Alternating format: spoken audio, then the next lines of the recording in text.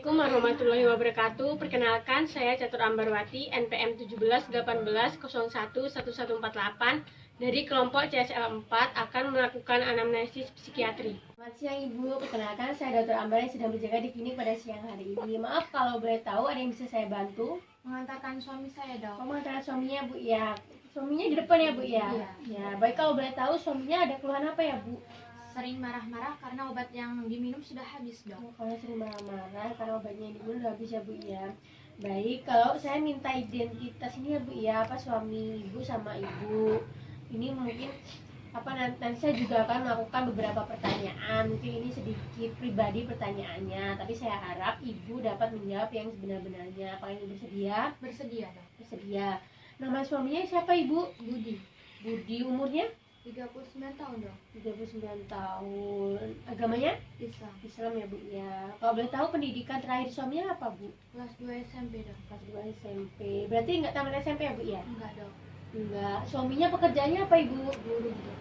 Guru.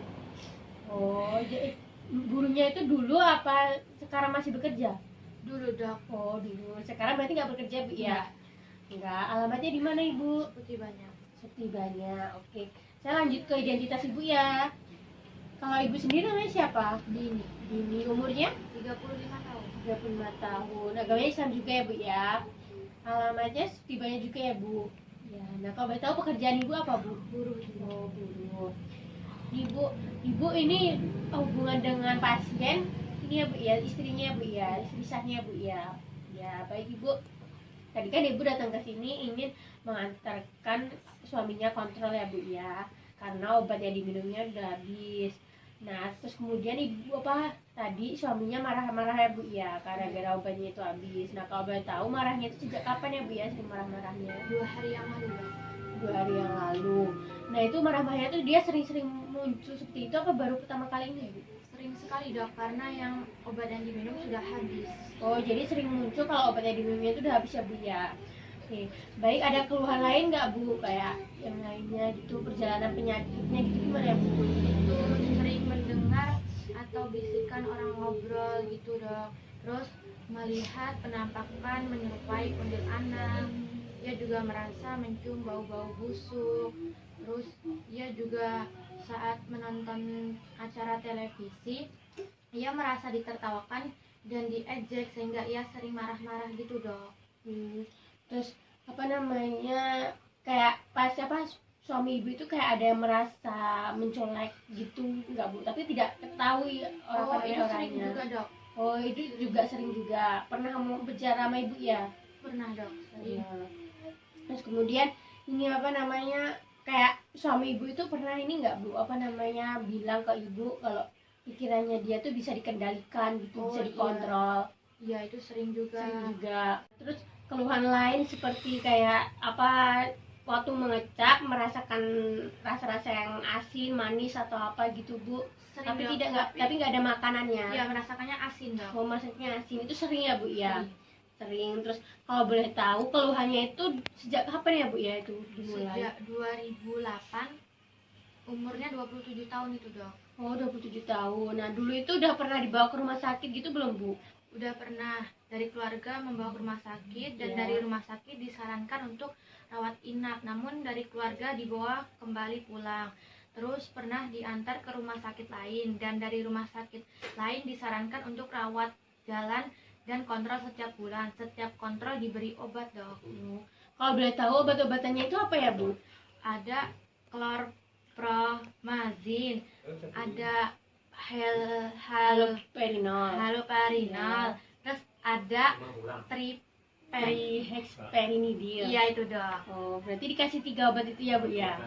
Terus kemudian kalau boleh tahu setelah minum obat itu suami Ibu terasa tenang apa gimana Bu? Merasa tenang, Dok. Merasa Tapi tenang. jika sudah habis, ia kembali marah-marah gitu, Dok. Marah-marah lagi ya. Tadi kan suami Ibu kan mengalami sering marah-marah ya Bu ya, karena obatnya itu habis. Nah, kalau boleh tahu sering marah-marahnya itu berpengaruh pada kepribadiannya nggak Bu? Kayak dia jarang mandi, jarang makan.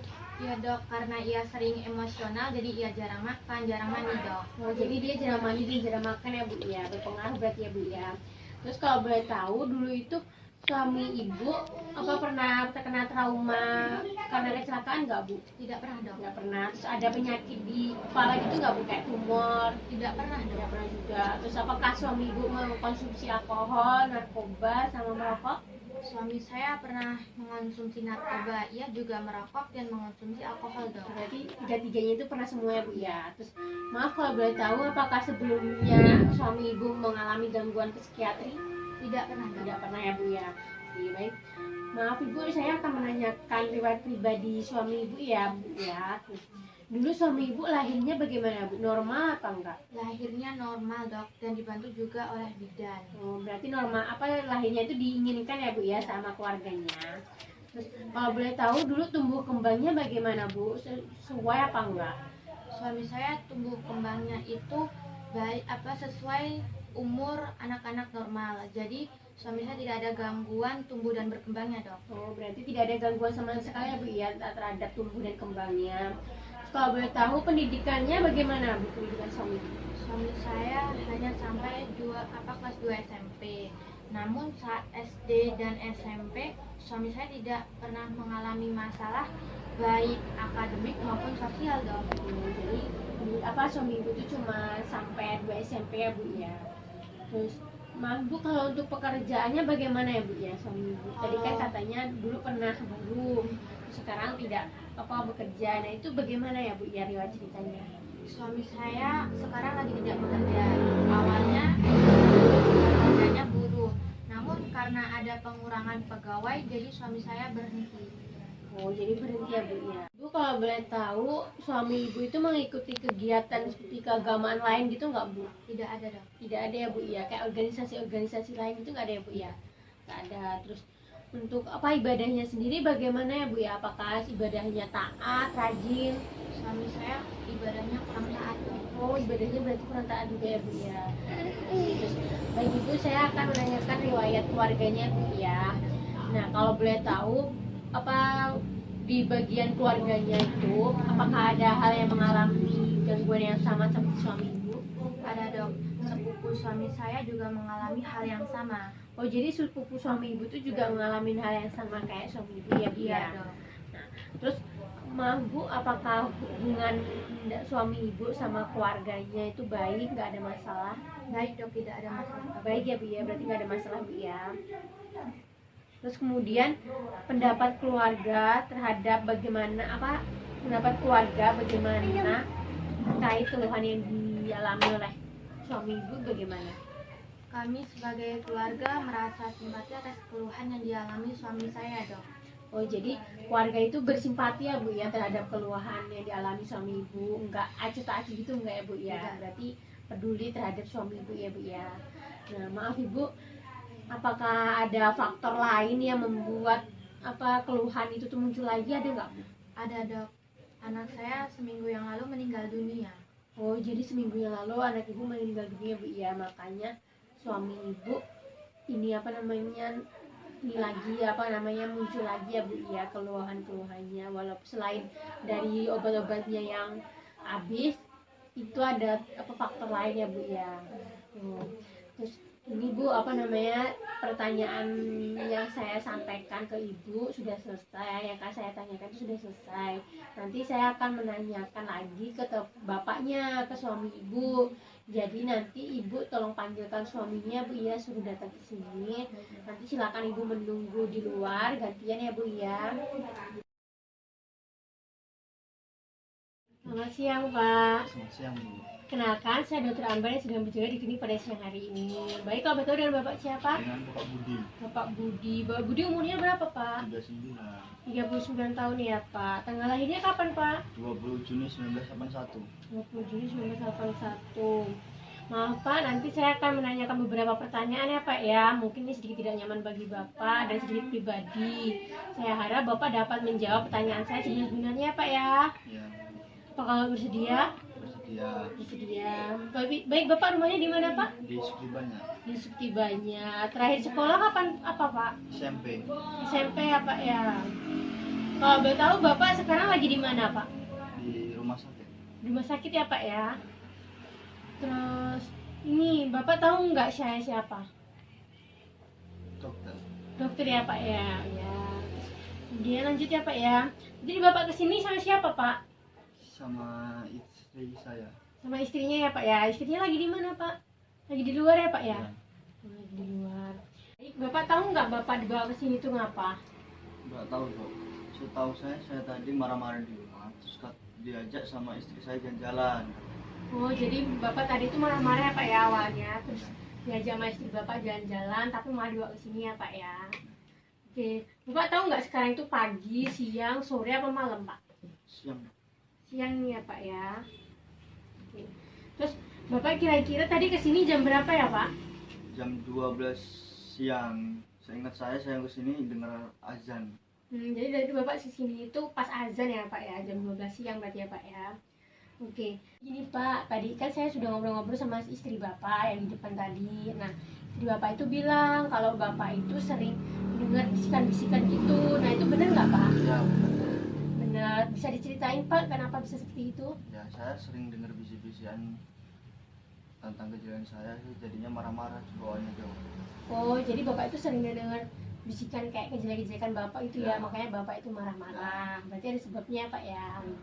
Nah, terus kemudian Bapak ini apa namanya sering kayak ketakutan, gelisah gitu, kata istri Bapak kayak gitu tadi bilang ke saya. Nah, itu bisa diceritain Pak kenapa kok Bapak sering gelisah dan ketakutan Pak?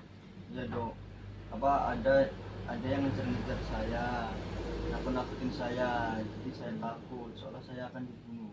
Oh, jadi Bapak itu ngerasa ada yang ngejar-ngejar Bapak ya Pak ya, seolah-olah Bapak itu dibunuh ya Pak ya. Oke, terus lanjut ya Pak ya. Nah, Bapak kayak pernah ngelihat bayangan gitu nggak Pak? Bayangan lewat tapi nggak ada orangnya. Pernah dok. Jadi saya waktu itu malam-malam duduk di teras. Saya melihat ada 11 bayangan, cuman nggak ada wujudnya. Jadi Bapak itu sering ngelihat kayak gitu ya Pak ya, tapi nggak ada wujudnya sama sekali. Nah, terus Bapak itu sering nggak mencium bau-bau busuk atau bau-bau aneh gitu. Soalnya tadi istri Bapak cerita kalau Bapak itu sering mencium bau-bau aneh gitu. Ya dok, saya sering. Sekarang aja di sini baunya aja bau kayak telur busuk gitu. Oh, kayak bau telur busuk ya Pak ya. Ya, lanjut ya Pak ya. Nah, kalau ini istri Bapak tadi juga bilang kalau waktu Bapak mengecap, tapi Bapak nggak makan apa-apa, rasanya itu asin. Apa benar Pak? Iya dok, asin rasanya. Oh, asin gitu ya Pak ya. Padahal nggak makan apa-apa ya Pak ya. Ya, terus kemudian maaf ya Pak ya. Bapak tahu nggak ini apa? Pena Nah, ini gunanya buat apa Pak? buat menulis. Buat menulis ya Pak ya. Lanjut ya Pak ya. Ya dok. Nah, Bapak ngerasa nggak ada kelebihan dibanding orang lain gitu Pak? Nggak ada dok, malah justru saya merasa kayak nggak berguna buat orang lain karena saya sering marah-marah. Jadi malah Bapak itu kayak ngerasa nggak guna buat orang lain Ya. gitu ya Pak ya. Baik. Terus kemudian Bapak merasa nggak ada yang benci sama Bapak gitu? Nggak ada. Nggak ada ya Pak ya. Berarti nggak ada yang benci sama Bapak ya Pak ya. Ya. Terus kemudian Bapak agamanya apa Pak? Islam dok. Islam. Nah, kalau boleh tahu dalam Islam itu mencuri boleh nggak Pak? Nggak boleh, dosa dok. Oh, nggak boleh ya Pak ya. Nah, jadi gini Pak, seumpamanya nih ya, Bapak nemu dompet di jalan. Nah, di dompetnya itu ada KTP-nya. Nah, apa yang Bapak lakukan? Kembaliin sama yang punya dok. Oh, jadi dikembaliin ya Pak ya dompetnya sama yang punya. Terus ketika ada saudara Bapak yang lagi sakit, nah perasaan Bapak itu gimana? Sedih ya? Bapak dulu sekolahnya di mana Pak? Di SMP negeri. Di SMP negeri ya. SMP negeri mana Dok? Seperti Pak. banyak. Seperti banyak ya Pak ya. Oke. Terus ini Pak, Bapak tadi pagi makan apa Pak? Makan sama sayur sama tempe. Oh, makan sayur sama tempe goreng ya Pak ya. Baik Pak, nanti saya akan menyebutkan 4 benda ya Pak ya. Nanti tolong diulangi lagi 4 benda yang saya sebutkan ya Pak ya. Bola, meja, rumah, kursi. Bola, meja, rumah, kursi. Ya, baik ya Pak ya. Terus lanjut ya Pak ya. Nah, Bapak itu pernah nggak Pak merasa kalau Bapak itu pernah dicolek tapi nggak ada wujudnya, nggak ada orangnya gitu Pak? Iya dok, pernah. Waktu itu malam saya ada yang nyolek, cuman nggak ada orangnya waktu saya lihat. Jadi kayak pernah sering gitu ya Pak ya. Terus kemudian Bapak mengerti nggak Pak arti dari kalimat air susu dibanjiri air tuba? Ya, saya tahu loh. Ini apa, Pak? Artinya kebaikan dibalas dengan kejahatan. Oh, jadi Bapak tahu ya Pak ya arti makna-makna kayak gitu. Oke, Pak, Bapak itu pernah nggak Pak merasa kalau pola pikir Bapak, pikirannya itu bisa dibaca oleh orang lain? Kalau saya sendiri ngerasa dok, kalau pikiran saya biasanya mudah ditebak sama orang lain.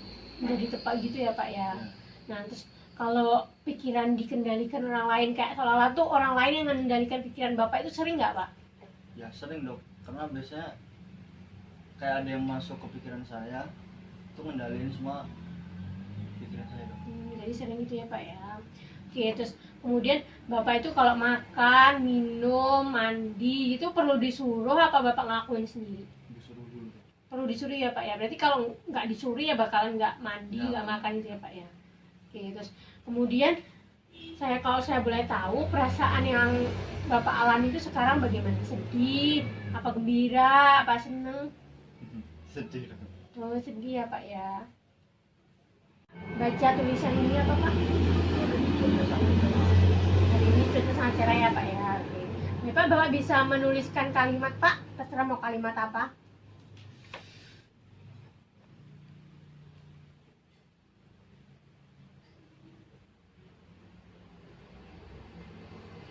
Ya. Coba Bapak bisa menggambar kayak jam dinding gitu Pak. Coba Pak gambar jam dinding. Oh ya. Kalau segitiga Pak?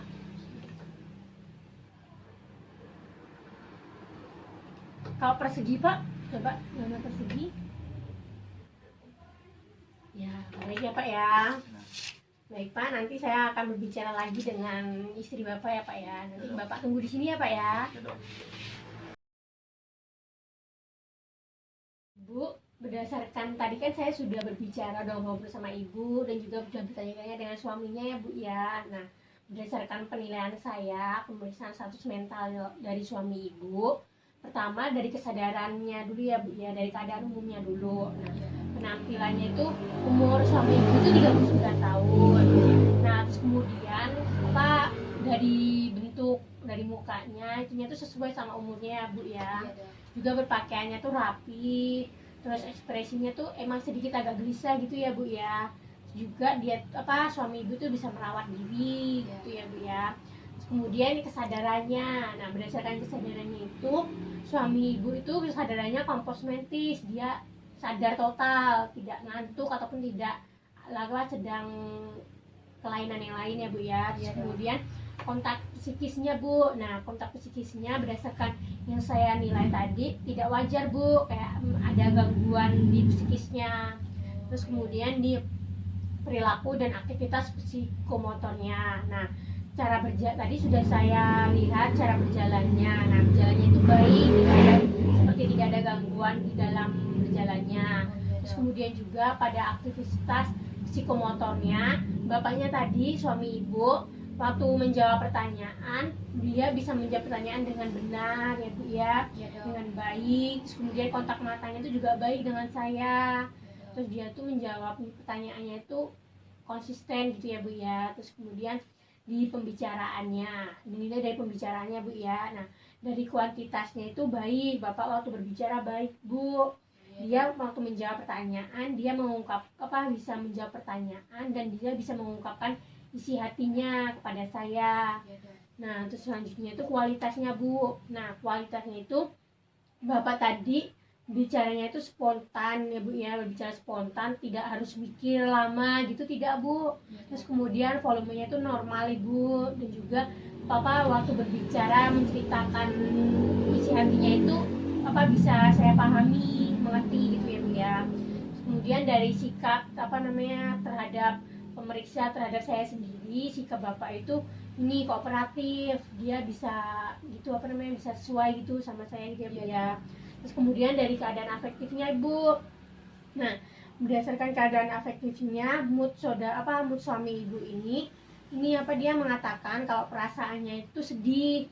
Nah, terus kemudian pada afektifnya dia tuh ekspresinya tuh luas, kadang sedih, kadang gembira gitu, sehingga antara mood sama afektif ini tidak sesuai Bu, tidak sejajar, itu tidak sama, artinya tidak sesuai gitu ya Bu ya. Terus kemudian dari fungsi intelektual atau fungsi kognitifnya Ibu. Nah ini kan tadi saya sudah tanya ke Ibu sama bapaknya ya.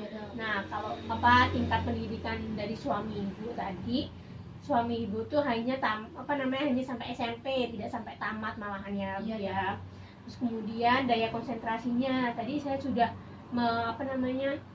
meminta untuk suami Ibu tadi mengingat bahwa dia itu bisa mengingat itu dengan baik ya Bu ya. Terus kemudian juga suami Ibu itu bisa mengikuti wawancara dari awal sampai akhir, konsentrasi penuh. Terus kemudian di orientasi Bu. Nah di orientasi ini bisa 4 hal Bu. Pertama itu orientasi waktu. Nah orientasi waktunya itu baik. Tadi bapaknya mengetahui kalau sekarang itu siang hari ya Pak ya. Dia jawab iya Bu tuh. Terus kemudian tanya Pak orientasi tempat. Nah di orientasi tempat ini bapaknya mengerti kalau dia tuh berada di rumah sakit. Terus kemudian orientasi orang. Nah bapak suami Ibu tadi mengenal kalau ditanya saya siapa, dia jawabnya dokter, berarti dia mengenal orang yang bersamanya Bu ya. Terus kemudian orientasi situasi. Nah orientasi situasinya itu juga baik. Nah suami Ibu itu mengetahui kalau dia itu sedang diwawancara sama dokternya. Nah terus kemudian daya ingatnya Bu. Nah di daya ingat ini ada jangka panjang ya Bu ya, ada jangka panjang. Nah di jangka panjang tadi bapaknya waktu saya tanya, bapaknya itu bisa menjawab kalau dia tuh dulu sekolah di SMP Negeri 1 setibanya. Terus kemudian jangka pendek. Nah jangka pendeknya tadi suami Ibu bisa menjawab kalau pagi tadi dia makan sayur sama tempe goreng. Jadi baik ya Bu ya jangka pendeknya. Terus kemudian lanjut ke yang daya ingat segeranya. Nah daya ingat segeranya tadi kan saya sudah menyebutkan beberapa benda. Nah kemudian diulangi lagi sama suami Ibu. Nah suami Ibu itu mengulanginya itu tepat, tidak salah ya Bu ya, jadinya baik daya ingatnya. Kemudian pikiran aksaranya Bu. Nah pikiran aksaranya itu suami Ibu tadi disuruh untuk mengartikan makna dari peribahasa yang saya sampaikan. Nah suami Ibu itu mengerti apa arti dari kalimat yang saya sampaikan tadi. Terus kemudian di kemampuan menolong dirinya. Nah tadi kan saya tanya suami Ibu itu kalau makan, mandi atau minum itu perlu disuruh dia langsung melakukannya sendiri. Nah kata suami Ibu tadi dia perlu disuruh baru makan sama mandi sama minum. Kalau enggak dia enggak bakalan ngelakuin itu. Maka dia kemampuan menolong dirinya sendiri itu cukup ya. Terus kemudian lanjut ke persepsinya Bu ya. Nah di persepsi ini itu ada halusinasi, ilusi, dan depersonalisasi Bu. Nah kalau halusinasi tadi kan suami Ibu dan Ibu juga cerita kalau suami Ibu itu pernah dengar suara bisikan-bisikan gitu tapi nggak ada orangnya. Nah itu dikatakan halusinasi auditorik. Terus kemudian yang kedua itu halusinasi visual. Nah suami Ibu bilang kalau suami Ibu itu pernah melihat bayang-bayangan yang lewat tapi nggak ada orangnya. Nah itu visual ya Bu ya. Terus kemudian yang ketiga itu halusinasi olfaktorik. Nah olfaktorik itu dia halusinasi yang dia tuh merasa mencium bau-bau aneh seperti kayak mencium-cium bau busuk gitu ya Bu ya. Tadi suami Ibu mencium-cium bau busuk seperti itu, kayak seperti bau busuk telur gitu ya Bu ya. Terus kemudian suami Ibu juga mengalami halusinasi taktil. Nah suami Ibu cerita juga kalau suami Ibu itu pernah merasa sering dicolek-colek sama orang tapi nggak ada wujudnya siapa orangnya. Terus kemudian halusinasi gustatorik. Nah gustatorik ini pengecapannya Bu. Suami Ibu tuh merasa kalau waktu mengecap dia itu rasa asin padahal dia nggak ngecap apa-apa, nggak makan apa-apa. Terus kemudian ilusi. Nah tadi kan sudah saya coba suruh saya tanya kalau ini tuh benda apa. Suami Ibu bisa menjawab, berarti ilusinya tidak ada ya Bu ya, tidak ada ilusi. Terus kemudian depersonalisasi dan derealisasinya tidak ada ya Bu ya. Terus kemudian proses pikirnya ini tadi. Nah di proses pikirnya itu tadi arus pikirnya itu ada produktif, kemudian kontinuitas sama daya bahasa. Nah, produktivitasnya itu baik ibu pas suami ibu itu bisa menjawab sesuai pertanyaan saya. Iya dok. Terus kemudian kontinuitasnya penjawabannya itu sesuai dengan pertanyaan yang ditanyakan. Jadi sesuai gitu, nggak melenceng gitu ya bu ya. Iya, Terus dok. kemudian daya bahasanya itu tidak ada ya bu ya, tidak ada daya bahasa. Kemudian isi pikiran. Nah, isi pikiran itu tadi ini bu, tadi kan udah ada suami ibu itu merasa kalau suami ibu ini kayak ada yang dikejar-kejar gitu bu, ada yang ngejar-ngejar beliau. Nah, beliau itu merasa kalau ada yang dikejar-kejar dan dia itu merasa dibunuh sama orang, padahal itu nggak ada. Nah, itu dikatakan waham kejar.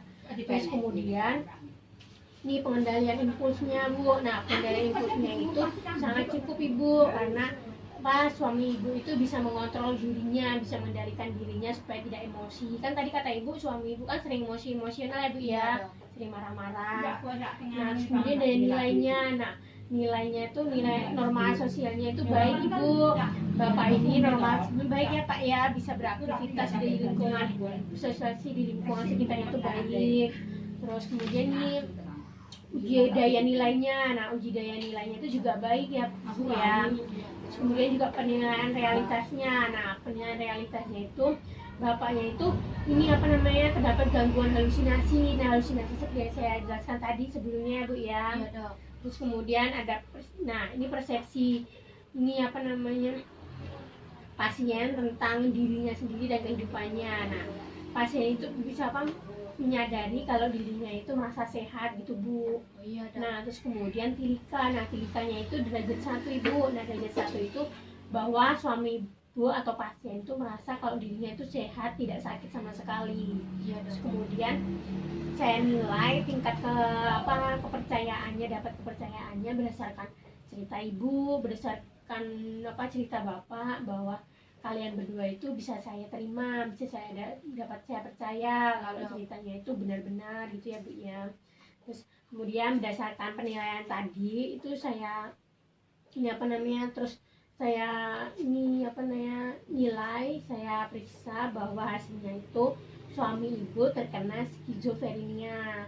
Nah, skizofrenia itu merupakan kelainan gangguan jiwa yang sangat ini sudah yang jangka panjang. Kan tadi kemarin itu tadi kan ibu bilang kalau suami ibu itu terkena mulai muncul gejala seperti itu sudah 12 tahun yang lalu ketika usia 27 tahun kan bu ya. Iya dok. Nah, berarti kalau sudah gangguan jiwa yang lebih dari 6 bulan berarti itu tuh sudah gangguan jiwa jangka panjang, yaitu skizofrenia. Iya dok. Nah, baik, apakah ada yang ditanyakan ibu? Tidak dok. Tidak ada. Baik, nanti silakan kontrol lagi ya bu ya tiap bulan. Iya dok. Ya baik, terima kasih ibu. Terima kasih ya pak ya.